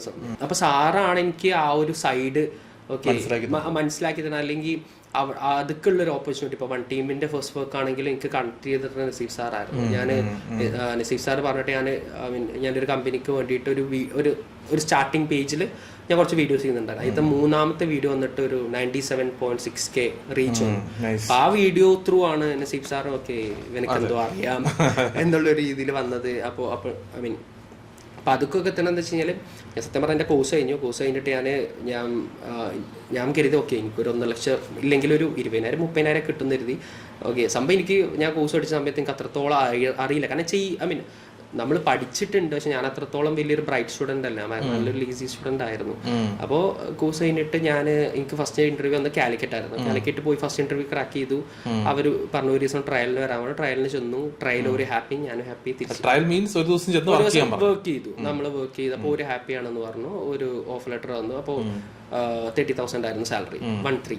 അപ്പോൾ ഞാൻ കരുതി ഓക്കെ കുറച്ചുകൂടെ സാലറി കിട്ടുമായിരിക്കും എന്ന് കരുതിയിട്ട് ഞാനിങ്ങനെ റിപ്ലൈ കൊടുക്കാതെ അല്ലെങ്കിൽ ഞാൻ വീട്ടിൽ ചോദിച്ചിട്ട് പറയാന്ന് ഞാനും അപ്പോഴും കരുതി ഓക്കെ എനിക്ക് എന്തായാലും 25,000 30,000 കിട്ടുമല്ലോ. അപ്പോൾ അതിനെന്തിനു പോണം, ഇതല്ലെങ്കിൽ വേറെ എന്നുള്ള മനസ്സിലായിരുന്നു. അപ്പോൾ കുറച്ച് കഴിഞ്ഞപ്പോൾ ഇങ്ങനെ മനസ്സിലായി. എന്നോട് ഒരാൾ പറഞ്ഞു ഓക്കെ ഇല്ലടാ ഈ സ്റ്റാർട്ട് ചെയ്ത് നോക്ക്, ഇങ്ങനെയൊക്കെ തന്നെയാണ് സ്റ്റാർട്ടിങ് ചെയ്ത് നോക്കുന്നു പറഞ്ഞു. അപ്പൊ ഞാൻ വിളിച്ചു പറഞ്ഞു ഇല്ല നമ്മൾ വേറെ ആളെ ഹയർ ചെയ്ത്. അതായത് അപ്പത്തിന് അവർ വേറെ ആളെ നോക്കി എടുത്തു, നമ്മൾ പറയാൻ താമസിച്ചോട് ഒരു വേറെ ആളെ ഹയർ ചെയ്തു. എന്നോട് പറഞ്ഞു ഒരു ജോലി എന്നുള്ളത് അത് ഞങ്ങളുടെ ആവശ്യമല്ല, എൻ്റെ ആവശ്യമാണ്. അപ്പോൾ ഞങ്ങൾ ഇത്രയും വിളിച്ചു, ട്രയലിന് വിളിച്ചു, നമ്മൾ ഹാപ്പി ആയിരുന്നു. എന്നുള്ള ഒരാൾ കാൻഡിഡേറ്റ് നമുക്ക് ഓക്കെ ആയിരുന്നു. അപ്പോൾ വന്നില്ല, റിപ്ലൈ വന്നില്ല. അപ്പോൾ നമ്മൾ വേറെ ആളെ ഹയർ ചെയ്തു എന്ന് പറഞ്ഞു. അല്ല, ഇത് വളരെ ഇമ്പോർട്ടൻറ്റ് പോയിന്റാണ്. കാര്യം പലപ്പോഴും നമ്മൾ സ്റ്റുഡൻസിൻ്റെ അടുത്ത് പലപ്പോഴും പറയുന്ന കാര്യമാണ്. അതായത് ഈ ഒന്നാമത് എംപ്ലോയർ ഒരു ജോലി കിട്ടി അത് വിളിച്ചാൽ ഫോൺ എടുക്കാതിരിക്കുക എന്നൊക്കെ പറയും. ശരിക്കും എനിക്കൊന്ന് എനിക്ക് സുജയുടെ ഏറ്റവും വലിയ ക്വാളിറ്റി ആയിട്ട് എനിക്ക് തോന്നിയിട്ടുള്ള കാര്യമാണ്. ഒരു തെറ്റ് പറ്റിയാൽ അത് തിരുത്താനും അത് മനസ്സിലാക്കാനും അത് പറയാനും ഇപ്പോൾ ഒരു ധൈര്യം ഉണ്ടല്ലോ. ശരിക്കും ഒരു റിവൈൻഡ് ചെയ്യുകയാണെങ്കിൽ ചിലപ്പോൾ ആ മിസ്റ്റേക്ക് നമ്മൾ അന്ന് വരുത്തിയിട്ടുണ്ടാവില്ല അല്ലേ? പക്ഷെ ആ മിസ്റ്റേക്ക് വരുത്തോണ്ടായിരിക്കും ചിലപ്പോൾ ഞാൻ ഇവിടെ ഈ ഒരു സിറ്റുവേഷനിൽ ഇവിടെ വന്നിരിക്കുന്നത്. അപ്പൊ അത് വരുത്തി അപ്പൊ എനിക്ക് മനസ്സിലായി ഓക്കെ അപ്പൊ ഞാൻ ജോലി ആവശ്യം. അപ്പോഴാണ് എനിക്ക് റിയലൈസ് ചെയ്തത് ഓക്കെ എനിക്കാണ് ജോലി ആവശ്യം, നമ്മളല്ലെങ്കിൽ വേറെ ആൾക്കാർ. അതെ. അപ്പൊ ഞാൻ എന്ത് ചെയ്തെന്ന് വെച്ചാൽ ഞാൻ നേരെ എൻ്റെ ഓൾറെഡി ഇൻ്റർവ്യൂ ഒരു ഇൻ്റർവ്യൂ ഓൾറെഡി കഴിഞ്ഞിട്ടുണ്ടായിരുന്നു. ഞാൻ അവരെ വിളിച്ചു, വേറെ കമ്പനി വിളിച്ചിട്ട് ഞാൻ പറഞ്ഞു ഇൻ്റർവ്യൂ കഴിഞ്ഞാണെന്ന് പറഞ്ഞു. അപ്പോൾ എന്നോട് പറഞ്ഞു ഓക്കെ നമ്മൾ അവിടെ നിന്ന് ആരും എടുക്കുന്നില്ല. അപ്പോൾ എന്താ പറഞ്ഞു സ്റ്റുഡൻസ് ഫോൺ എടുക്കുന്നില്ല എന്ന് പറഞ്ഞു. ഞാൻ പറഞ്ഞു ഇല്ല ഞാൻ റെഡിയാണെന്ന് പറഞ്ഞു. അപ്പോൾ എന്നോട് ചോദിച്ചു എന്ന് ഇൻ്റർവ്യൂവിൻ്റെ പറ്റും. അപ്പോൾ ഞാൻ നാളെ വരാമെന്ന് പറഞ്ഞു. ഞാൻ നേരെ അവിടെ നിന്ന് ബസ് കയറി കൊച്ചി വന്ന് പിറ്റേ ദിവസം ഇൻ്റർവ്യൂവിന് പോയി. അപ്പോൾ ഇൻ്റർവ്യൂവിന് പോയി ഇൻ്റർവ്യൂ ഓക്കെ എന്ന് പറഞ്ഞപ്പോൾ സാലറി ഒരു 10,000 ഓക്കെ 10,000 മതി, ഞാൻ ഹാപ്പി എന്ന് പറഞ്ഞു. 30,000 നേരെ 10,000 വന്നു. കാരണം ആ സമയത്ത് മനസ്സിലായി ഓക്കെ ജോലി കിട്ടിയാൽ മതി, കാരണം നമുക്ക് സ്റ്റാർട്ട് വേണമല്ലോ. അപ്പോൾ എന്നോട് ചോദിച്ചാൽ എന്നാ ജോയിൻ ചെയ്യാൻ പറ്റും? ഓക്കെ ഞാൻ നാളെ തന്നെ ജോയിൻ ചെയ്യാന്ന് പറഞ്ഞു. ഞാൻ ഒന്നും എടുത്തിട്ടൊന്നും ഉണ്ടായിരുന്നില്ല. ഞാൻ പിന്നെ ഒരു 2 ഷർട്ട് ഒരു പാൻറ് ഉണ്ടായിരുന്നു, അത് വെച്ചിട്ട് പിന്നെ ഫ്രണ്ടിലൊക്കെ വെച്ച് ഇവിടുന്ന് അഡ്ജസ്റ്റ് ചെയ്ത് പിന്നെ നാട്ടിൽ നിന്ന് ഡ്രസ്സ് ഇങ്ങോട്ട് കൊടുത്തയച്ച് പിന്നെ ഇവിടെ ഒരു 2 മാസം വർക്ക് ചെയ്തു. പക്ഷെ 2 മാസം വർക്ക് ചെയ്തു പറഞ്ഞപ്പോൾ എന്താ പ്രശ്നം പറ്റി കഴിഞ്ഞാൽ അവിടെ പ്രത്യേകിച്ച് ഒരു വർക്കും ഉണ്ടായിരുന്നില്ല. 2 മാസം വെറുതെ ഇരിക്കായിരുന്നു, യൂട്യൂബ് നോക്കിയിട്ട് അങ്ങനെ. അപ്പോൾ ഞാൻ 2 ദിവസം കഴിഞ്ഞപ്പോൾ ഞാൻ പറഞ്ഞു ഓക്കെ നിങ്ങൾക്ക് എന്തെങ്കിലും നിങ്ങൾ വർക്ക് ഉണ്ടെങ്കിൽ പറഞ്ഞാൽ വരാമെന്ന് പറഞ്ഞു. കാരണം അപ്പോൾ ഞാൻ വരുന്നൊരു ഫാമിലി എന്ന് പറഞ്ഞാൽ നമ്മൾ അത്യാവശ്യം നല്ലൊരു എക്സ്പെൻസിൽ ജീവിക്കുന്ന ഒരാളാണ്. അപ്പോൾ നമുക്ക് സാലറി കിട്ടി കഴിയുമ്പോൾ വീട്ടിൽ നിന്ന് ചോദിക്കാൻ പറ്റാതായി. അപ്പോൾ 10,000 നമുക്ക് മാനേജ് ചെയ്യാൻ പറ്റാതെ അങ്ങനെയാണ് ജീവിച്ച് വന്നത്. അപ്പോൾ ഒറ്റയടിക്ക് പറ്റാതായി പോയി. അപ്പോൾ ഞാൻ പറഞ്ഞു ഓക്കെ ഉണ്ടെങ്കിൽ പറഞ്ഞാൽ മതി എന്ന് പറഞ്ഞു. അപ്പോൾ ആ സമയത്ത് തന്നെയാണ് നമ്മൾ പരിചയമുള്ള ഒരാൾ ഓക്കെ ഇങ്ങനെ ഒരു പരിപാടി സ്റ്റാർട്ട് ചെയ്യാം, ഒരു ഡിജിറ്റൽ മാർക്കറ്റിംഗ് അക്കാഡമി സ്റ്റാർട്ട് ചെയ്യാം, ജസ്റ്റ് കൂടെ വന്നാൽ മതി, ഇങ്ങനെ വലിയ ഇൻവെസ്റ്റ് ഒന്നും വേണ്ട, ഭയങ്കര ചെറിയ പൈസ ഇൻവെസ്റ്റ് ചെയ്താൽ മതി എന്ന് പറഞ്ഞു. ഞാൻ ഓക്കെ എന്നൊക്കെ പറഞ്ഞ് അപ്പോൾ നമുക്കും, കാരണം ഓൾറെഡി ഫാദർ ബിസിനസ് മാൻ ആണ്. എൻ്റെ ചെറിയ അനിയൻ ആ സമയത്തെ ഫാദർ റിയൽ എസ്റ്റേറ്റ് ആണ്. ചെറിയ അനിയൻ ആ സമയത്ത് ഏറ്റവും ചെറിയ അനിയൻ റിയൽ എസ്റ്റേറ്റ് പരിപാടി ചെയ്യുന്നുണ്ട്, മൊബൈല് അതുപോലെ ഈ സെക്കൻഡ് ഹാൻഡ് സ്കൂട്ടർ അതൊക്കെ സെയിൽ ചെയ്യുന്നുണ്ട്. ഓൾറെഡി അവൻ്റെ കയ്യിൽ നല്ലൊരു ബാങ്ക് ബാലൻസ് ഉണ്ട്. അപ്പോൾ പിന്നെ ഫ്രണ്ട്സ് ആണെങ്കിലും ഒരാൾ മിസ്റ്റർ ചായയുടെ ഓണർ, 2 പേര് മിസ്റ്റർ ചായയുടെ ഓണറാണ്, കുറെ പേര് വർക്ക് ചെയ്യുന്നു, കുറെ പേര് എല്ലാവരും ആക്റ്റീവ്ലി ചെയ്യുന്ന ആൾക്കാർ എൻ്റെ ചുറ്റുപാടുണ്ട്. അപ്പൊ ഞാനും ഫോഴ്സ്ഫുള്ളി എനിക്ക് അപ്പൊ അത് ഓട്ടോമാറ്റിക്കലി വീട്ടിൽ നിന്ന് ഒരു പുഷ് ഉണ്ട് നമ്മൾ എന്തെങ്കിലും ചെയ്യണം എന്നുള്ളത്. അപ്പൊ ഞാൻ ഓക്കെ ചെയ്യാം എന്നുള്ളതായി അക്കാഡമി സ്റ്റാർട്ട് ചെയ്യാൻ. ആ സമയത്ത് ശരിക്കും എന്താ വെച്ചാല് എനിക്ക് തോന്നുന്നു എന്നോട് ആള് നല്ലൊരു സെയിൽസ് പേഴ്സൺ ആണ്. അപ്പൊ കൺവിൻസ് ചെയ്യാതെ നന്നായിട്ട് കൺവിൻസ് ചെയ്തു. അപ്പൊ ആ സമയത്ത് ഞാനൊരു സോങ് ചെയ്തിട്ടുണ്ടായിരുന്നു, ഒരു റെക്കോർഡ് ചെയ്ത് റഫ് വരെ കഴിഞ്ഞിട്ടുണ്ടായിരുന്നു. അപ്പൊ എനിക്കത് പ്രൊഡ്യൂസ് ചെയ്യണമെന്നുണ്ടായിരുന്നു. അപ്പോൾ ആ സമയത്ത് ഫണ്ട് വേണം. അപ്പോൾ ഞാൻ എന്ത് ചെയ്തു വെച്ചാൽ അപ്പം എന്നോട് ആൾ പറഞ്ഞു ഓക്കെ എടാ നമ്മളൊരു 6 മാസം നടക്കുക 10 സ്റ്റുഡൻറ്റ് വന്നാൽ ഇത്രയും ഇങ്ങനെയാണ് പറഞ്ഞപ്പോൾ ഞാൻ ഓക്കെ 10 സ്റ്റുഡൻറ്റ് അത് എങ്ങനെ ആയിരിക്കില്ല എന്നൊക്കെ കരുതി ഞാൻ എന്നോട് 6 മാസം കൊണ്ട് നമുക്ക് എന്ത് എൻ്റെ സോങ് എനക്ക് തന്നെ പ്രൊഡ്യൂസ് ചെയ്യാന്നുള്ളൂ. അപ്പോൾ ഞാൻ കൺവിൻസ്ഡ് ആയി ഓക്കെ 6 മാസം കൊണ്ട് എൻ്റെ സോങ് ഞാൻ തന്നെ പ്രൊഡ്യൂസ് ചെയ്യുന്നുള്ളത്. അതിൽ പോയി ഞാൻ അതിൻ്റെ ഫ്രണ്ടിൻ്റെ അടുത്ത് കുറച്ച് പൈസ കാണാൻ മേടിച്ച് ഞാൻ കൊടുത്തു. എത്ര രൂപ? അതൊരു 40,000 മേടിച്ചിട്ട് കൊടുത്തു. പിന്നെ അതങ്ങനെ വലിയ വർക്കോ വലിയ ഇതൊന്നും ആയിട്ടാ. പിന്നെ ഞാൻ തന്നെ കുറച്ച് ഇനിഷ്യേറ്റീവ് എടുത്തിട്ട് നമ്മൾ സ്റ്റാർട്ട് ചെയ്തു. കാരണം അപ്പോഴത്തെ വയസ്സിലൊക്കെ നമ്മൾ തുടങ്ങിയാൽ മതിയല്ലോ. പിന്നെ എന്തായാലും ഇപ്പൊ ഇത്ര 40,000 അപ്പൊ 40,000 രൂപ കൊടുത്തു. ഓക്കെ അപ്പൊ കുറച്ചുകൂടെ ഇറക്കി കഴിഞ്ഞാൽ എന്തായാലും ഫസ്റ്റ് ബാച്ച് വരുന്നു 6 മാസം കൂടി അതിന്റെ സോങ് ഞാൻ അത്ര വലിയ ഇൻവെസ്റ്റ് ഇല്ല, ഒരു 2 lakh കൈ ഇറക്കി 2 lakh ഇൻവെസ്റ്റ് ചെയ്തു. 2 lakh ഞാൻ എന്ത് ചെയ്തു ഫ്രണ്ട്സിൻ്റെ അടുത്തും ഫാദറിൻ്റെ അടുത്തും മേടിച്ചിട്ട് ഞാൻ ഓക്കെ ഞാൻ സ്റ്റാർട്ടിങ് കഴിഞ്ഞപ്പോൾ പിന്നെ കുറേയൊക്കെ കാര്യങ്ങൾ ഞാൻ തന്നെ ചെയ്യൽ തുടങ്ങി. അപ്പോൾ അപ്പോഴെൻ്റെ മനസ്സിലുണ്ടായിരുന്നു ഓക്കെ വൺസ് പരിപാടി സ്റ്റാർട്ട് ചെയ്ത് കഴിഞ്ഞാൽ പിന്നെ സെറ്റാണ്. അപ്പോൾ ഞാനും UK പോകുന്ന പരിപാടി അല്ലെങ്കിൽ അബ്രോഡ് പോകുന്ന പരിപാടി ഉണ്ടെങ്കിൽ ഫാദർ ഓക്കെ എടാ ഇത് സെറ്റായി കഴിഞ്ഞാൽ പിന്നെ എനിക്ക് അബ്രോഡ് പോകേണ്ട ആവശ്യമില്ല. അപ്പോൾ ഞാൻ ആലോചിച്ചു ഓക്കെ ഇത് സെറ്റാണല്ലോ തുടങ്ങിയ കഴിഞ്ഞാൽ പിന്നെ സെറ്റാണല്ലോ. അങ്ങനെയാണ്. അപ്പോൾ നമ്മൾ തുടങ്ങി. അപ്പൊ ആളെടുത്ത് ഫണ്ട് വന്നില്ല, ആൾക്കും കുറെ പ്രശ്നങ്ങളുണ്ടായിരുന്നു. ആളങ്ങനെ ഒരു നമ്മളെ ആസ് എ ബ്രദർ എന്ന് കാണുന്ന ഒരാൾ തന്നെയാണ്. ഒരിക്കലും ഇല്ല. എപ്പോഴും നമ്മളിപ്പോഴും കമ്മ്യൂണിക്കേറ്റ് ചെയ്യുന്ന പല കാര്യങ്ങളും കമ്മ്യൂണിക്കേറ്റ് ചെയ്യുന്ന അങ്ങനത്തെ ഒരാളാണ്. അത് പക്ഷെ വർക്കൗട്ട് ആയില്ല. അത് ഇല്ല, നമ്മൾ ക്ലാസ്സൊക്കെ സ്റ്റാർട്ട് ചെയ്തു. ക്ലാസ് സ്റ്റാർട്ട് ചെയ്തു. ഫസ്റ്റ് ബാച്ചിൽ 4 സ്റ്റുഡൻസ് ഉണ്ടായിരുന്നു. ഒരു ഏജൻസിയിൽ വർക്ക് ചെയ്യുന്ന അവര് വന്നിട്ട് അവരായിട്ട് കൊളാബ് ചെയ്തിട്ട് ചെയ്തിട്ടുണ്ടായിരുന്നു. അപ്പൊ അവരെന്നെ വരും. ഇപ്പോൾ SEO പഠിപ്പിക്കുന്ന ആൾക്ക് SEO പഠിപ്പിക്കും. ഗൂഗിൾ ആഡ്സ് വരുമ്പോൾ ഗൂഗിൾ ആഡ്സിന്റെ ആൾ, അങ്ങനെ ഓരോരുത്തർ വന്ന് പഠിപ്പിക്കാൻ തുടങ്ങി. 2 ദിവസം പക്ഷെ നമുക്ക് 4 സ്റ്റുഡൻസിന് വെച്ചിട്ട് അവിടുത്തെ എക്സ്പെൻസ് മീറ്റ് ചെയ്യാൻ പറ്റുന്നുണ്ടായിരുന്നില്ല. പിന്നെ ആളാണെങ്കിൽ ആളുടെ കുറെ പേഴ്സണൽ കാര്യങ്ങൾ കാരണം ആൾക്ക് അവിടെ നിന്ന് ഇങ്ങോട്ട് വരാനും പറ്റിയിട്ടുണ്ട്. ഇതിൽ ഫുള്ളി ഞാൻ ഭയങ്കര ന്യൂ ആണ്. അപ്പോ ഇപ്പോഴൊക്കെ വന്ന് നോക്കുമ്പോ ഞാൻ ആലോചിക്കും ഓക്കെ അന്ന് ഞാൻ ചെയ്തിരുന്നാണ് ഓപ്പറേഷൻ, അന്ന് ചെയ്തിട്ടാണ് മാർക്കറ്റിംഗ്, ചെയ്തിട്ടാണ് സെയിൽസ്. അതെ, അപ്പൊ അന്ന് നമുക്കിതൊന്നും അറിയില്ലല്ലോ. ഓക്കെ ഒരു ബിസിനസ്സിൽ ഇത്രയും കാര്യങ്ങളുണ്ട് ഇങ്ങനെയൊക്കെ ഉണ്ട് നമുക്ക് അറിയില്ലല്ലോ. അപ്പോ നമ്മൾ കുറച്ച് സ്റ്റാർട്ട് ചെയ്തു. അപ്പൊ എന്നോട് നമ്മൾ പരിചയമുള്ള ഒരാൾ വന്നിട്ട് പറഞ്ഞു ഓക്കെ അത്ര സ്ട്രെസ്ഫുൾ ആണെങ്കിൽ എന്ത് ഒരു കാര്യം ചെയ്യും, അത് നിർത്തിയിട്ട് വേണമെങ്കിൽ ഓൺലൈനിൽ ട്രൈ ചെയ്യുന്നൊക്കെ പറഞ്ഞ് അങ്ങനെ ഒരു മൊമെന്റ് വന്നപ്പോൾ എനിക്ക് മനസ്സിലായി. കാരണം ആ സമയത്ത് 1.5 ലക്ഷം രൂപ ഞാൻ ആൾക്കാർ കൊടുക്കാനുണ്ട്. ഇത് പരിപാടി നടക്കണമെങ്കിൽ ബാക്കിയുള്ള സാലറി, അവിടുത്തെ റെന്റ്, എക്സ്പെൻസ് എല്ലാം മീറ്റ് ചെയ്ത് വരുമ്പോൾ പക്ഷെ ഫസ്റ്റ് ബാച്ചിന്റെ കുറച്ച് ഭാഗം കൂടി നമുക്ക് തീരാണ്ടായിരുന്നു. പിന്നെ ആ സമയത്ത് നമ്മുടെ ഇപ്പം കൊളാബ് ചെയ്യുന്ന അക്കാഡമി ഒരു കമ്പനി പറഞ്ഞു ഒരിക്കൽ അത് മുന്നോട്ട് പോകാൻ പറ്റില്ല എന്ന് പറഞ്ഞു. അപ്പോൾ നമുക്ക് ട്യൂട്ടേഴ്സിനെ വേറെ നോക്കാം. ആ ഒരു ചെറിയ ടൈം പീരീഡിൽ ഭയങ്കര പാടായിരുന്നു. പിന്നെ നമ്മൾ എന്ത് ചെയ്തു വെച്ച് കഴിഞ്ഞാൽ ലാസ്റ്റ് അപ്പോൾ ആ സമയത്തൊക്കെ ആയപ്പോൾ ഞാൻ ഒറ്റക്കായി എന്നുള്ള രീതിയിലായി. അപ്പോൾ പിന്നെ ഞാൻ എന്ത് ചെയ്തു, സ്റ്റുഡൻസ് ക്ലാസ് തീർക്കണം, അറ്റൻഡ് നമ്മൾ പറഞ്ഞ സർവീസ് കൊടുക്കണമെന്നുണ്ടായിരുന്നു. അപ്പോൾ ഞാൻ എന്ത് വെച്ചാൽ എൻ്റെ ഒരു കസിൻ ഉണ്ട്. അപ്പോൾ ഇവർ വരുന്നത് ഒരു വേറെ സ്ഥലത്തു നിന്നാണ്, പെരിന്തൽമണ്ണ ആ സൈഡാണ്, നമ്മുടെ ഇൻസ്റ്റിറ്റ്യൂട്ട് മഞ്ചേരി സൈഡാണ്. അപ്പോൾ ഞാൻ എന്ത് വെച്ചാൽ പെരിന്തൽമണ്ണ എൻ്റെ കസിൻ്റെ ഒരു ഓഫീസ്, ഞാൻ ആളെ പോയി മീറ്റ് ചെയ്തു. എനിക്ക് ഇങ്ങനെ 2 സ്റ്റുഡൻസ് ഉണ്ട്. അപ്പോൾ അവരുടെ ക്ലാസ് നമുക്ക് ലാസ്റ്റ് ആയപ്പോൾ നമുക്ക് 2 സ്റ്റുഡൻസ് ഉണ്ടായിരുന്നു പെൻഡിങ് ആയിട്ടുണ്ടായിരുന്നു. അപ്പോൾ അവരുടെ ക്ലാസ് തീർക്കണം, നമുക്ക് ഇവിടെ ഒരു സ്പേസ് വേണമെന്നാണ്. ആളുടെ വലിയൊരു ഓഫീസ്. അപ്പോൾ ആളെന്ത് ഓക്കെ നിങ്ങൾ ഈ ഒരു സ്പേസ് യൂസ് ചെയ്തെന്ന് പറഞ്ഞു. അപ്പോൾ എൻ്റെ ഒരു ഫ്രണ്ട് പഠിച്ചൊരു അക്കാഡമിയിൽ അവൻ്റെ കൂടെ പഠിച്ച ഒരു പയ്യൻ മെൽവിൻ എന്ന് പറഞ്ഞിട്ട്, അപ്പോൾ ആൾ സ്വന്തമായിട്ടൊരു അക്കാഡമി പ്ലസ് ഒരു digital marketing agency running.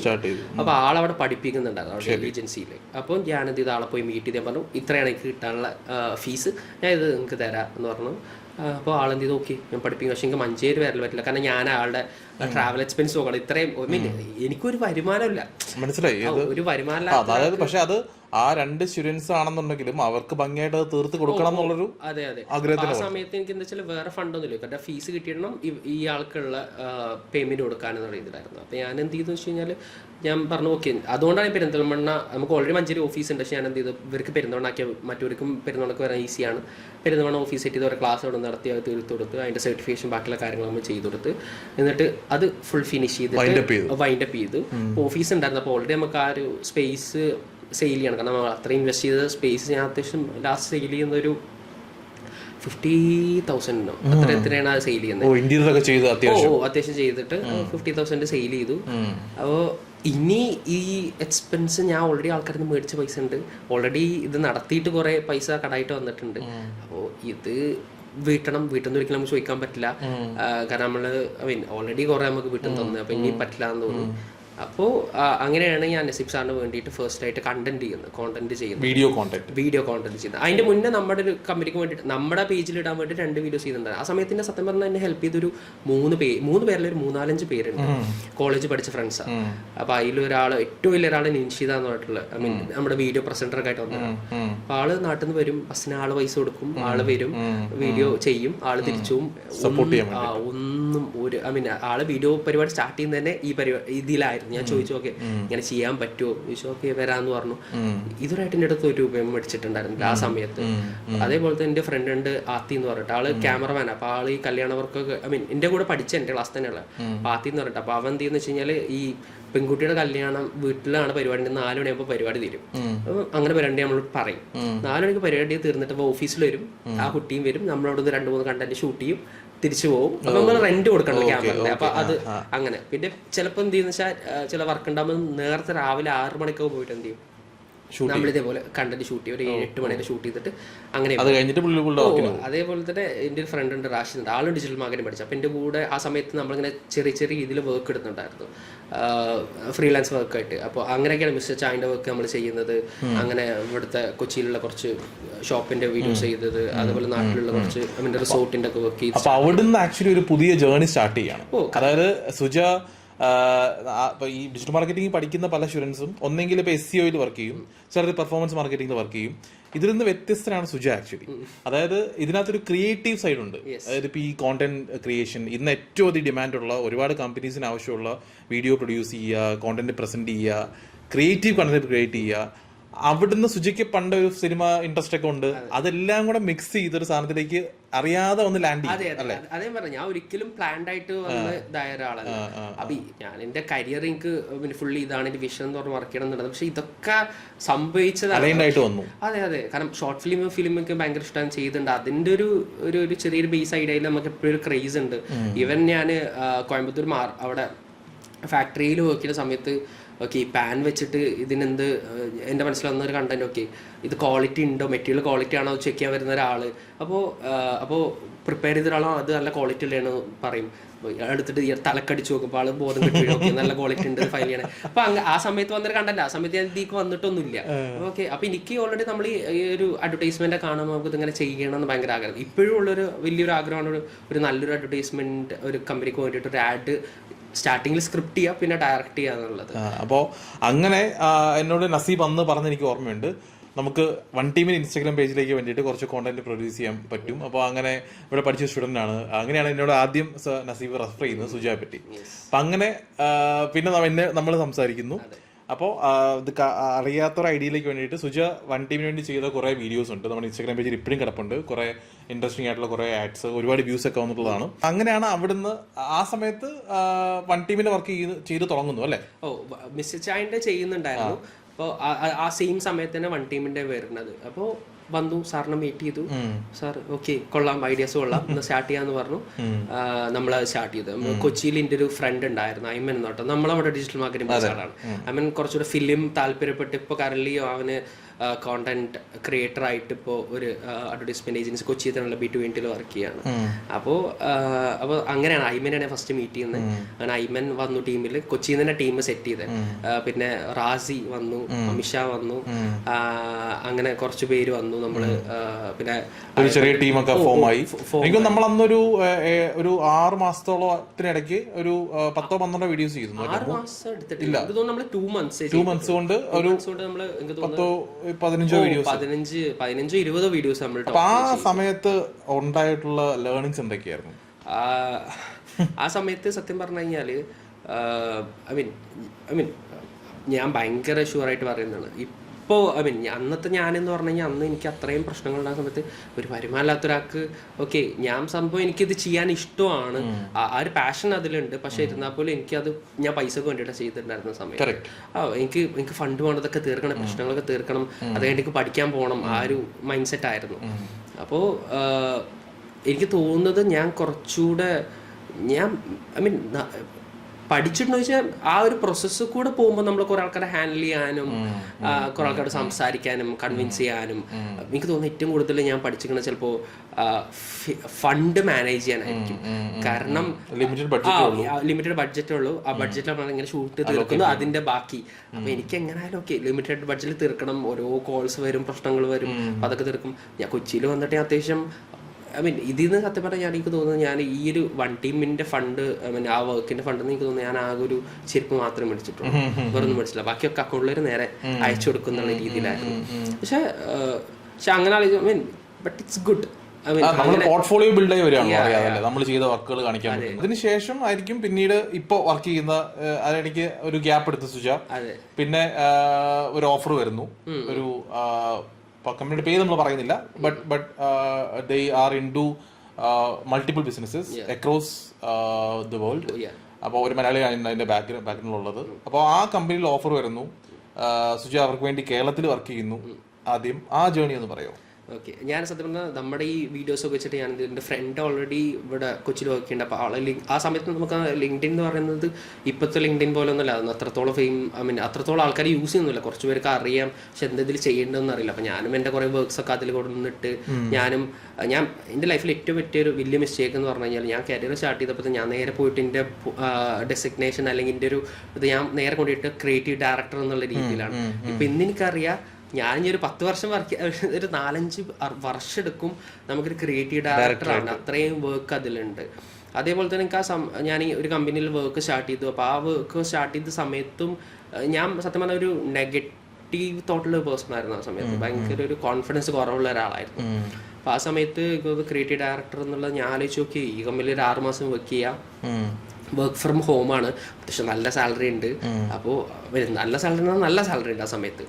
Okay, അപ്പോൾ വർക്ക് ഫ്രം ഹോം ചെയ്യുക, ഒരു 6 മാസം ഓക്കെ ക്രിയേറ്റീവ് ഡയറക്ടറുടെ ഡെസിഗ്നേഷൻ കിട്ടി. ഇനിയിപ്പോൾ 6 മാസത്തെ വർക്ക് ചെയ്ത് ഈ സർട്ടിഫിക്കറ്റ് വെച്ചിട്ട് നല്ലൊരു കമ്പനിയിൽ വേറെ കയറാം, ക്രിയേറ്റീവ് ഡയറക്ടർ ആയിട്ട് വേറെ കമ്പനിയിൽ കയറാം. അപ്പോൾ ഇപ്പോഴുള്ള സാലറിക്കാട്ടിലും കൂടുതൽ മോള് കിട്ടുമല്ലോ. അപ്പം അങ്ങനെ കരുതിയിട്ടാണ് സത്യം പറഞ്ഞാൽ ആ കമ്പനിയിൽ ഇങ്ങനെ നിന്നത്. പക്ഷെ ഞാൻ ആ കമ്പനിയിൽ സത്യം പറഞ്ഞാൽ ആ കമ്പനിയിൽ ഒരു 20 ദിവസം വർക്ക് ചെയ്തപ്പോഴത്തേക്ക് മനസ്സിലാക്കി ദിസ് ദ ബെസ്റ്റ് പ്ലേസ് പണി പഠിക്കാൻ. അതെ അതെ, ഇവിടെയാണ് പഠിക്കേണ്ടത്, ഇവിടെ നിന്നാണ് പഠിക്കാൻ പറ്റുക എന്നുള്ള മനസ്സിലായി. അപ്പോൾ ഓക്കെ, അപ്പോൾ പോയി കമ്പനിയിലാണെങ്കിലും കുറേ പുതിയ പുതിയ കാര്യങ്ങൾ വന്നു, ഒരുപാട് ഐ മീൻ പുതിയ വർക്ക്സ് വന്നു.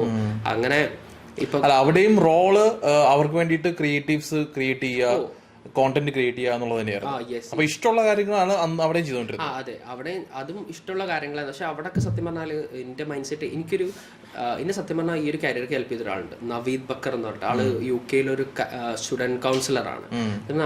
ആളുടെ കൊണ്ടുള്ള കുറെ സെക്ഷൻ, ആള് UK-യിലെ സ്റ്റുഡന്റ് കൗൺസിലറാണ്, നല്ല പേയ്മെന്റ് മേടിക്കുന്ന ആളാണ്. ആൾക്ക് ഫ്രീ ആയിട്ട് കുറെ സെക്ഷൻ എടുത്ത് തന്നിട്ടുണ്ട്.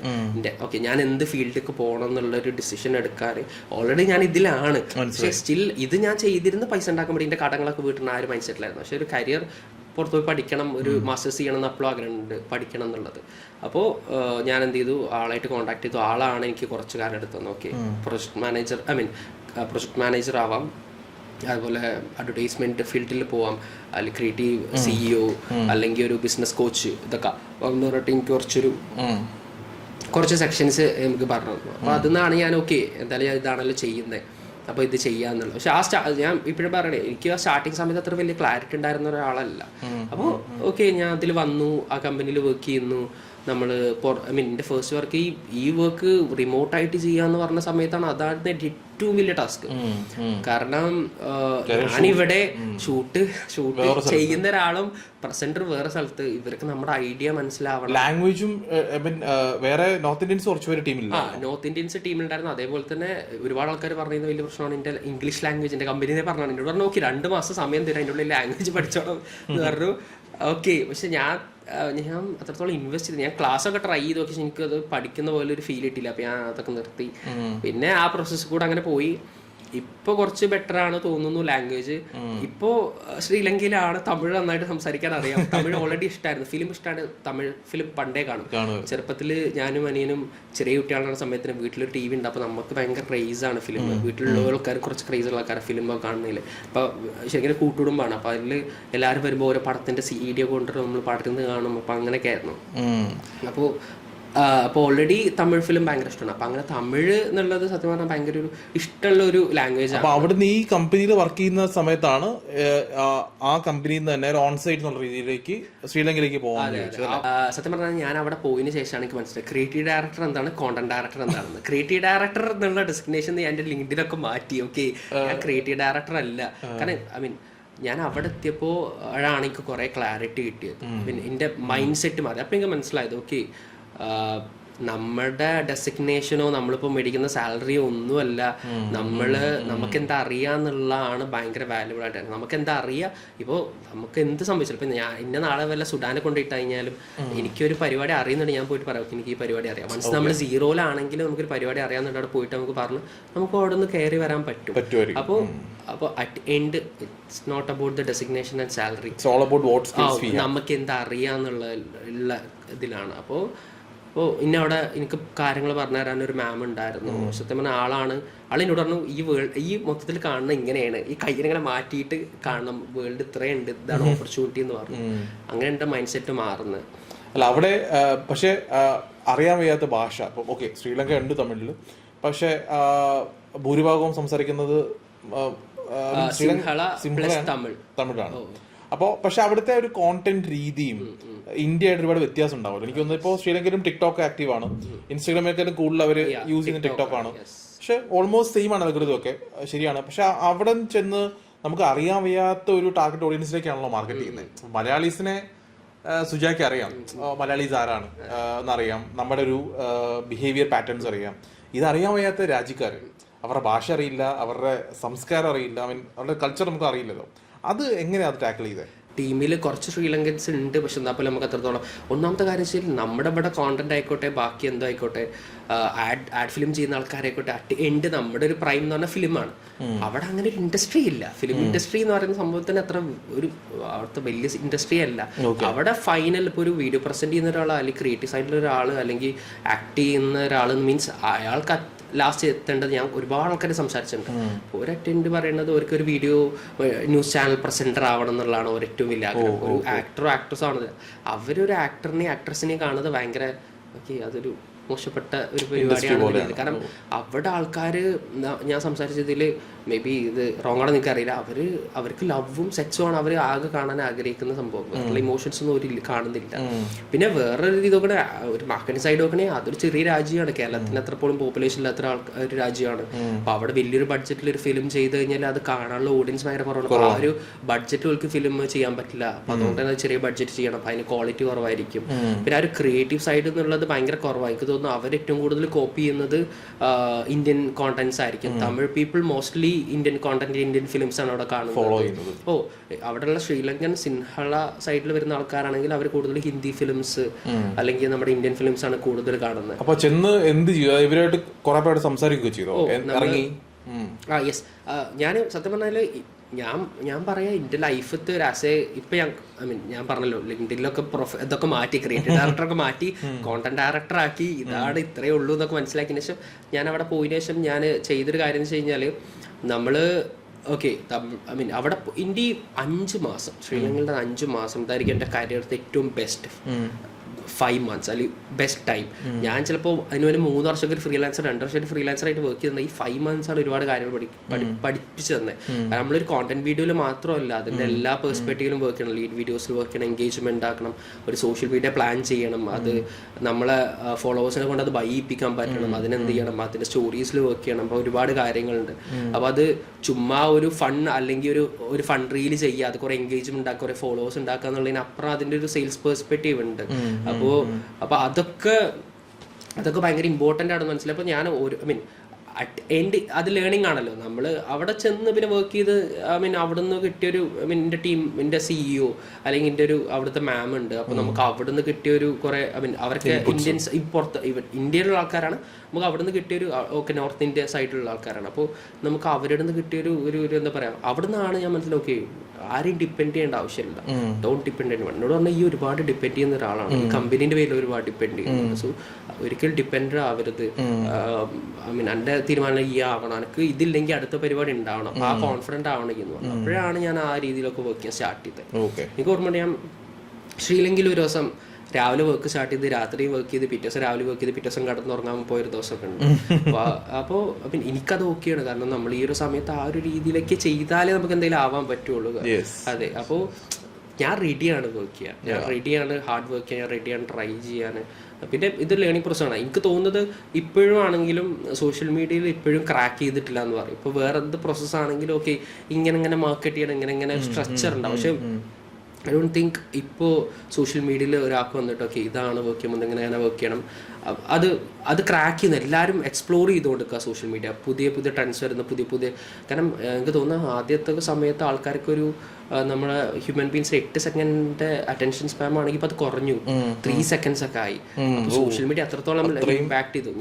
ഞാൻ ലാസ്റ്റ് നെറ്റ്ഫ്ലിക്സിൽ കണ്ട ഒരു സീരീസ് ഉണ്ടായിരുന്നു, അതിൽ നമ്മുടെ യൂട്യൂബിൽ അതേപോലെ യൂട്യൂബ്, ഫേസ്ബുക്ക്, ഇൻസ്റ്റാഗ്രാമിലൊക്കെ വർക്ക് ചെയ്ത പഴയ എംപ്ലോയീസ് വന്നിട്ട് പറയുന്നുണ്ട് എന്താണ് അവരുടെ ലക്ഷ്യം. അറ്റ് എൻഡ് സോഷ്യൽ മീഡിയക്ക് ആവശ്യം അവരുടെ പ്രൊഡക്റ്റ് എന്ന് പറഞ്ഞാൽ നമ്മളാണ്, വീഡിയോസ് കാണുന്ന ആൾക്കാർ. അപ്പോൾ അവരുടെ ടാർഗറ്റ് എന്ന് പറഞ്ഞാൽ ഓക്കെ 2 മണിക്കൂർ കാണുന്ന ഒരാളെ എങ്ങനെ 4 മണിക്കൂർക്ക് എത്തിക്കുക എന്നുള്ളതാണ്.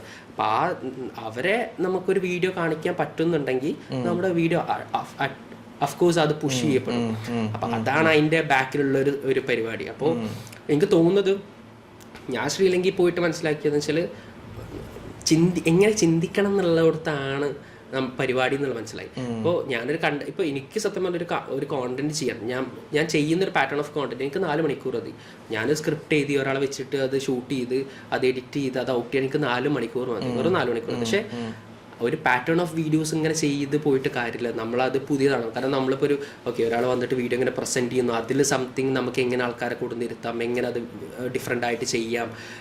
അപ്പോൾ ആ രീതിയിൽ നമ്മൾ എക്സ്പ്ലോർ ചെയ്യാൻ പഠിക്കണം. പക്ഷേ ഇപ്പോൾ പുതിയൊരു ടൈപ്പ് ഓഫ് കോണ്ടന്റ് എനിക്ക് ചെയ്യുമ്പോൾ ഇപ്പോൾ ഞാൻ വന്നിട്ട് എൻ്റെ കമ്പനിക്ക് വേണ്ടിയിട്ട് നമ്മൾ നമ്മുടെ കമ്പനിക്ക് വേണ്ടിയിട്ട് മാത്രമല്ല പുറത്തുള്ള ക്ലയൻസിന് വേണ്ടിയിട്ട് വർക്ക് ചെയ്യുന്നുണ്ട്. അപ്പോൾ ഒരു കമ്പനിയിൽ നമ്മളൊരു ഒരു സ്റ്റഡി അബ്രോഡ് കമ്പനിക്ക് തന്നെ വേണ്ടിയിട്ട് ഡൽഹി ബേസ്ഡ് കമ്പനിക്ക് വേണ്ടിയിട്ട് ചെയ്ത സമയത്ത് നമ്മളൊരു കണ്ടന്റ് ചെയ്തപ്പോൾ നമ്മൾ ഒരു ദിവസം പോയി കണ്ടന്റ് എനിക്ക് ഞാൻ സോങ് കേട്ടുകൊണ്ടിരിക്കുക ടക്ക് എന്നൊരു സാധനം ട്രിഗറായി ഞാൻ നേരെ ഫോൺ എടുത്ത് റെക്കോർഡ് ചെയ്ത് 3 പ്രാവശ്യം ഓട്ട് റെക്കോർഡ് ചെയ്തപ്പോൾ സ്ക്രിപ്റ്റ് ഫയൽ ചെയ്തു.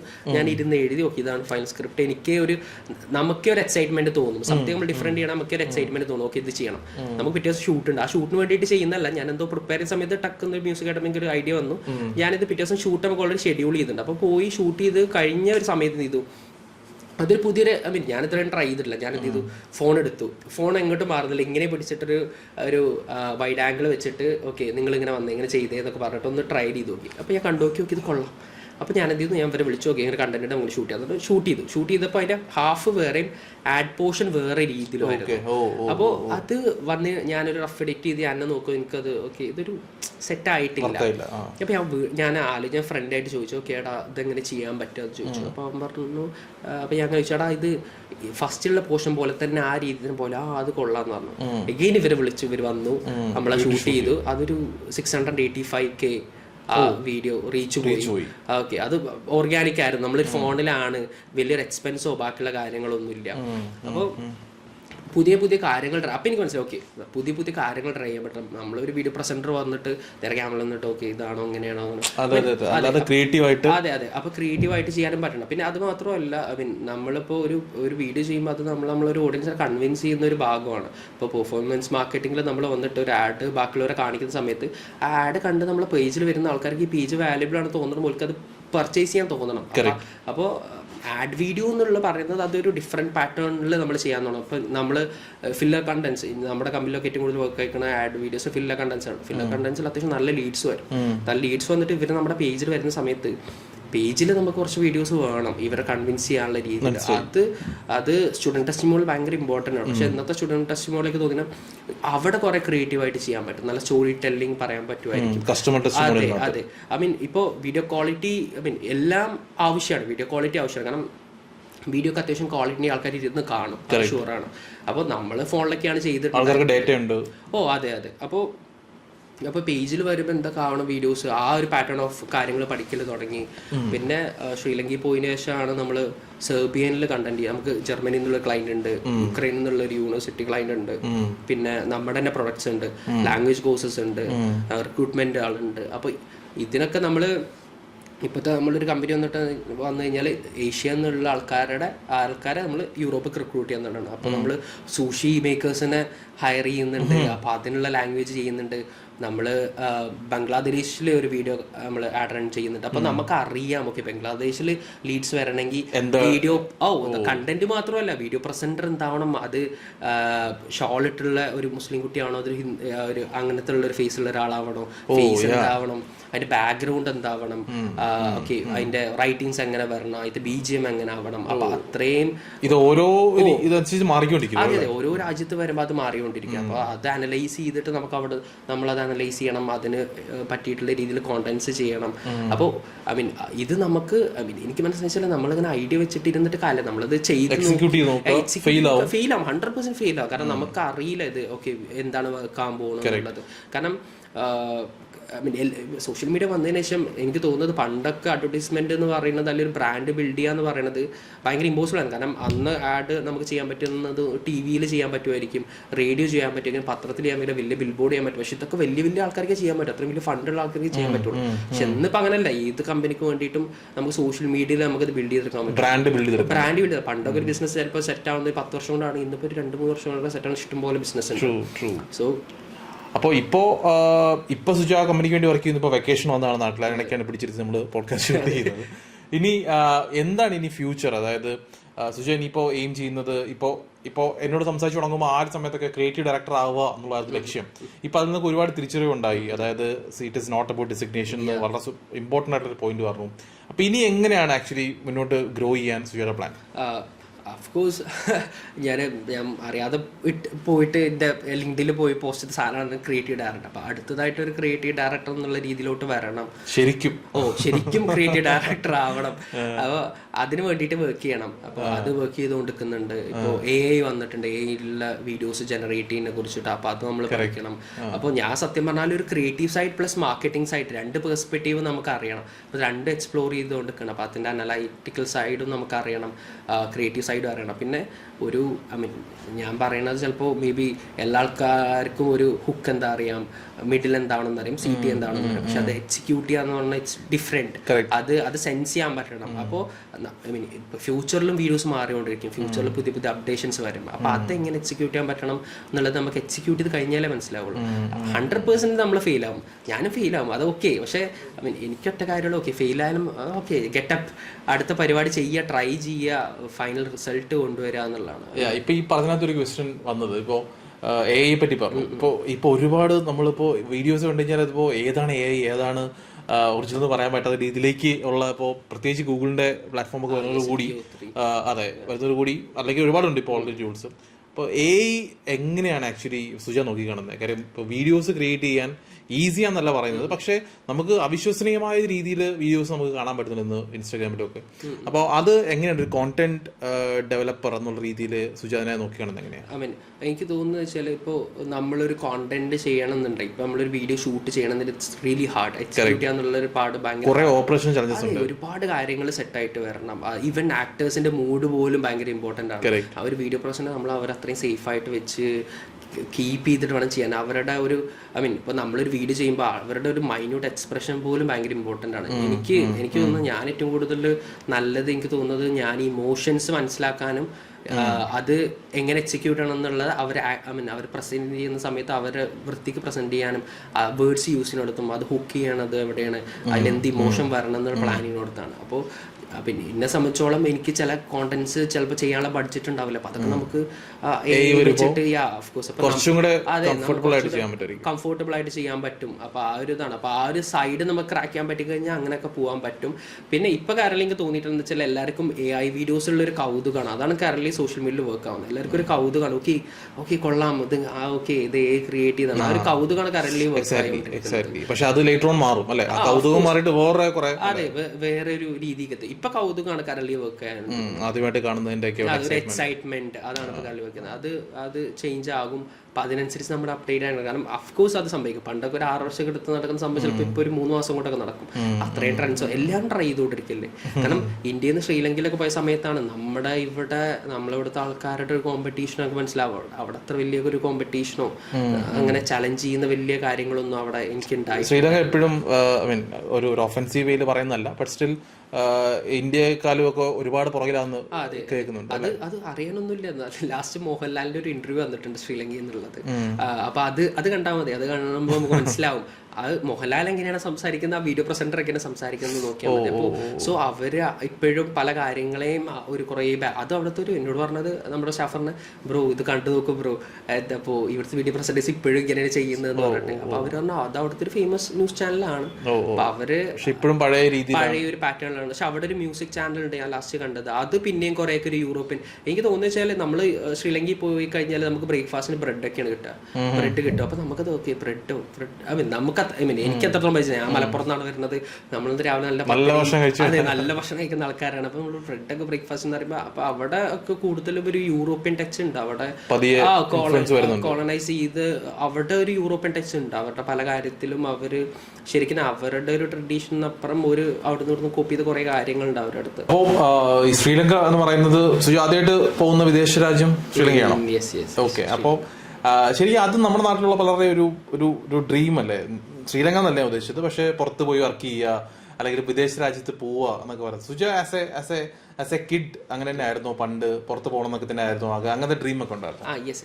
കാരണം എന്ന് വെച്ചാൽ ഞാൻ പഠിച്ചൊരു CBSE സ്കൂളായിരുന്നു. അപ്പോൾ നമുക്ക് അത്യാവശ്യം നല്ല റിച്ചുള്ള അച്ഛന്മാരൊക്കെ വിദേശത്ത് ജോലി ചെയ്യുന്ന ആൾക്കാരുടെ മക്കളാണ്. അപ്പോൾ അവരൊക്കെ വെക്കേഷനിലൊക്കെ ദുബായ് അല്ലെങ്കിൽ പുറത്തൊക്കെ പോയി വരുമ്പോൾ ഇവർ ഫ്ലൈറ്റിനെ കുറിച്ചൊക്കെ പറയുമ്പോൾ നമുക്ക് ഭയങ്കര കൗതുകമാണ്. പിന്നെ വീട്ടുകാരെ ഫാമിലി കുറേ ആൾക്കാർ അബ്രോഡൊക്കെ വർക്ക് ചെയ്യുന്നത്. നമ്മൾ ഇവരൊക്കെ പിക്ക് ചെയ്യാൻ പോകുമ്പോൾ ഇവർ കുറേ സാധനങ്ങൾ കൊണ്ട് വരുന്ന ഒരു നമുക്ക് എയർപോർട്ടിൻ്റെ ഉള്ളിൽ എൻട്രി ഇല്ല, ഫ്ലൈറ്റൊക്കെ ആണ് ആകാശത്തൂടെ പോകുന്ന സംഭവം, നമ്മൾ കയറിയിട്ടില്ല. നമുക്ക് ഭയങ്കര ആഗ്രഹമാണ് എന്തോ ആണ്. നമ്മൾ എയർപോർട്ടിൽ വന്ന് നിൽക്കുമ്പോൾ നമുക്ക് അവർക്ക് എൻട്രി ഇല്ല, നമ്മളിങ്ങനെ നോക്കി നിൽക്കും. ഓക്കെ. അപ്പൊ നമ്മൾ അവിടെ നിന്ന് വരുന്ന ഓരോ ആൾക്കാർ നമ്മളെ ഫ്രണ്ട്സൊക്കെ ആയിട്ട് ഇങ്ങനെ കാൽക്കുലേറ്റ് ഓക്കെ ഇവരിങ്ങനെ പോകുന്നുണ്ടല്ലേ. അപ്പൊ ഭയങ്കര വലിയ ഡ്രീമായിരുന്നു. ഓക്കെ അതിന് എന്താണ് ഒരു ഫ്ലൈറ്റിൽ കയറണം എന്നുള്ളതൊക്കെ ചെറുപ്പത്തിലുള്ള ഭയങ്കര വലിയ ആഗ്രഹമായിരുന്നു.